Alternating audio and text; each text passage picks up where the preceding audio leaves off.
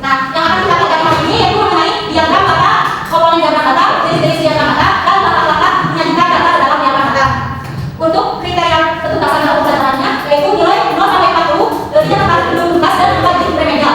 Untuk nilai 1 sampai 24 tidak dapat belum tuntas dan tidak dilakukan remedial. Sedangkan untuk nilai 75 sampai 85 itu dinyatakan sudah tuntas dan tidak perlu remedial. Nah, untuk 86 sampai 100 dinyatakan sudah tuntas dan tidak perlu melakukan remedial. Baik, kita lihat gambar diagram kata tentang 5 negara penyumbang sampah plastik terbesar di dunia. Terlihat? Negara apa saja yang disebutkan? China, Indonesia, Filipina, Vietnam, Sri Lanka. Baik. Pertanyaannya, negara mana yang menghasilkan sampah terbesar di dunia? Apakah ada yang menjawab? Saya dulu. Siapa? Dari China. Betul.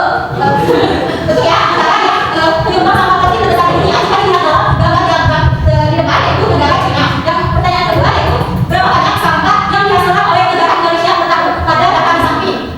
Ada yang menjawab? Saya unggul. Silakan.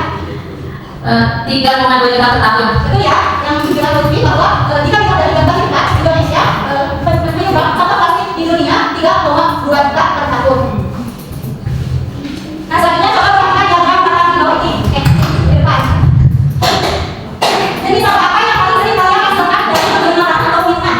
Ada yang menjawab? Nah, jawabannya itu pasti botol kaca, styrofoam, kardus, kulit buah, kertas, dan lain-lain. Betul ya. Pada gambar zaman di depan. Nah, untuk kita lanjut berdasarkan yang dapat di atas berapa perkiraan waktu untuk sampah plastik akan terurai? Perkiraan waktu untuk sampah plastik terurai itu antara 200 sampai 1000 tahun. Betul ya? Jika kita dari gambar di depan itu plastik itu hanya 200 sampai 1000 tahun. Nah, yang ketiga yaitu bagaimana cara kalian untuk dapat mengurangi sampah plastik dalam kehidupan sehari-hari? Apa yang menjawab? Kalau aku pakai botol sama wadah yang bisa dijual lagi, jadi agak menimbulkan sampah. Baik, ada lagi?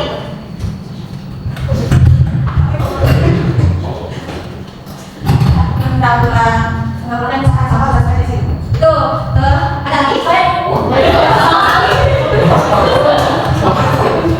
Belakang saya mau kita di sampah plastik. Betul ya?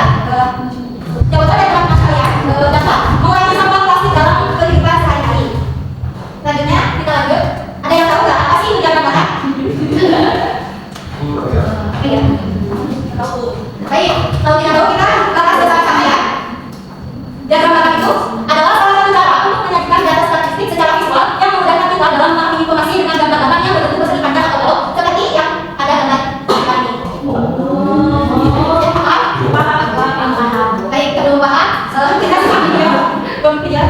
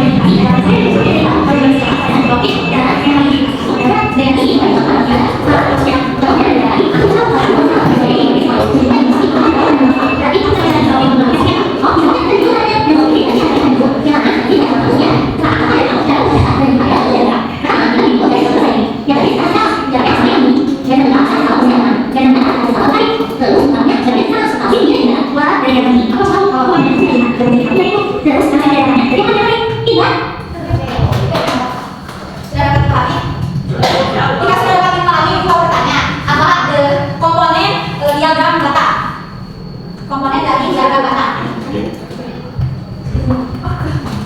Adakah yang mau menjawab?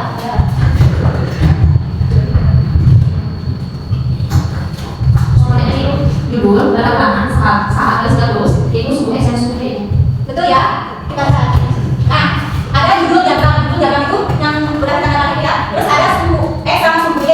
Sedangkan untuk data utama itu yang di data utama itu itu tentang tabungan ini ya. Untuk skala itu ini mas skala hari, sedangkan ini skala tabungan nilai yang mana? Itu yang skala ya. Tapi skala itu harus sama besarnya itu. Sama besarnya kan? Sudah ada paham? Sudah ada. Lanjut ke jenis diagram kata. Ada kata tahu apa saja jenis diagram kata? Belum Ibu. Belum baca ya? Sudah dibahas.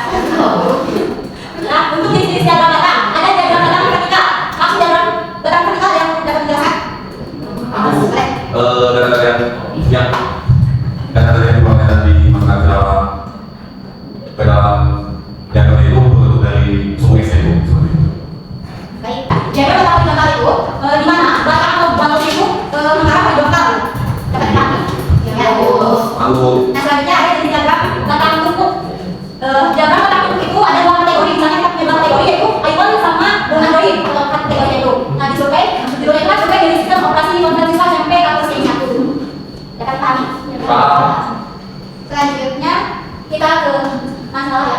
Coba kita sama-sama menyelesaikan masalah itu. Dibaca ya. Ada yang membacakan? Baik. Guru menanyakan kelas 1 memberikan sekian mereka dan dapat dimana sekian mereka siswa kelas 2. Telah bagi mahasiswa yang mengikuti ujian mereka dari kata yang peroleh nilai dari 30 mahasiswa tersebut sampai berikut 65, 75, 65, 50, 80, 80, 80, 65, 65, 80, 70, 50, 80, 65, 70, 70, 65, 65, 65, 75, 70, 80, 70, 70, 70, 80, 65, 65, 65, 65, 70. Guru di pasar ingin melihat perbandingan baik kepada siswa dan meningkat. Guru di pasar juga ingin melihat peningkatan bahasanya dan meningkat. Saya akan menyanyikannya dalam kegiatan kata sebelum membuat kegiatan kata tulisan data yang diperoleh dalam bentuk tabel. Dapatkah kalian membagikan kata dari tabel baik sehingga membaca kelas kita? Ada yang mau nggak? Karena lama-lama menyelesaikan permasalahan di depan. Kalau menurut saya kalau kita tahukan itu dari yang ada yang tadi di sana ada yang dari 65 ada berapa, saya 70 ini dari berapa. Nanti sudah kita nilai sama jumlahnya, bukan cuma data yang proyek itu nanti kita ingin diapakan itu berdasarkan penguatan seperti itu. Ya baik, kita lihat ya langkah-langkah membuat data pertama. Yang pertama kita mengolah data terlebih dahulu ya, mengurutkan data dari nilai terkecil sampai nilai terbesar. Nah, yang kedua yaitu kita sudah mengolah data, kita sajikan nih ke dalam bentuk tabel seperti di depan. Tadi itu yang 50 itu ada 2, yang 65 itu ada 11, 70 itu ada 10, 75 itu ada berapa? 3, yang 80. Nah, setelah ini kita bikin apa? Ya, kita buat diagram data. Bisa dilihat ya diagram bahkan dari nilai ujian matematika kelas 7A. Boleh silakan, ada yang mau ke depan? Aku mau.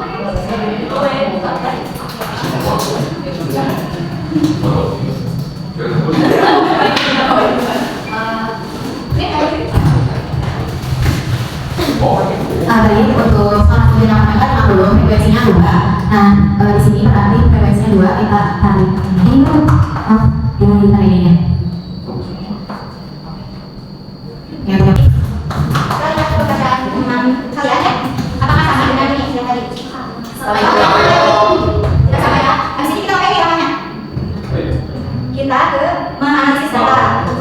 Nah, hasil analisis data itu dari diagram seperti yang tadi ada ya. Siswa yang mendapat nilai 50 ada 2 orang, siswa yang mendapat 65 ada 11 orang, siswa yang mendapat nilai 70 ada 10 orang, siswa yang mendapat nilai 75 ada 3 orang, siswa yang mendapat nilai 60 ada 6 orang. Nah, kita selanjutnya menafsirkan data dari diagram batang di depan itu dilihat dari gambar diagram di depan dapat disimpulkan bahwa nilai 65 itu nilai yang paling benar. Nah, sedangkan nilai 50 itu nah, sebelum kita ke data KPD, adakah yang mau terlebih dahulu bertanya? Boleh, Bu. Boleh.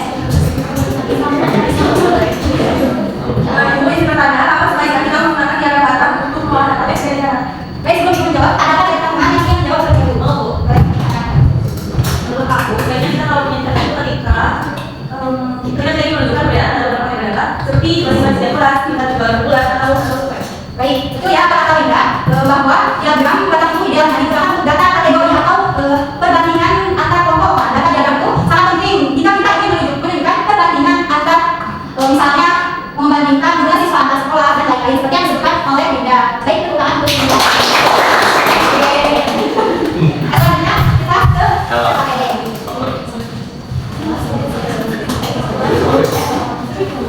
Kurangi dari 3 kelompok ya sampai membentuk kelompok. Bagaimana ya?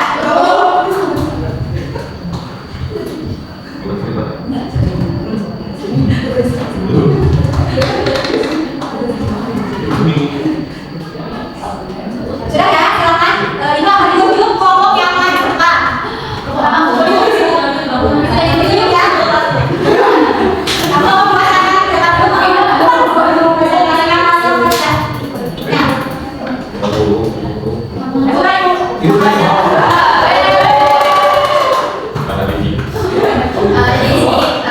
Saya menjelaskan tadi kami menyampaikan hasil dari sesi kami mengenai permasalahan kedua, di mana yang ada itu juga salah satunya untuk mewawancari pengalamannya untuk mengetahui siswa yang paling disukai oleh teman-teman kita. Nah, berdasarkan hasil wawancara diperoleh data ada namanya yang teman-teman Alita yang menyukai jumlahnya ada 24 orang. Nah, di sini kita disuruh menjadikan data dalam bentuk diagram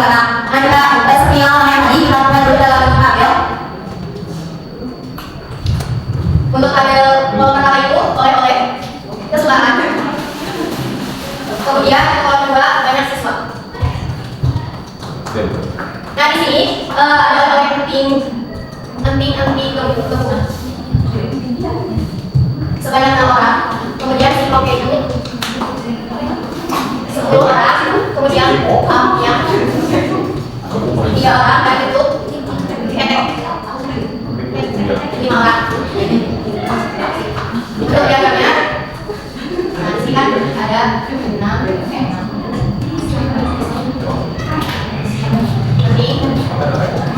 Simo, Ampiang, sama Pak.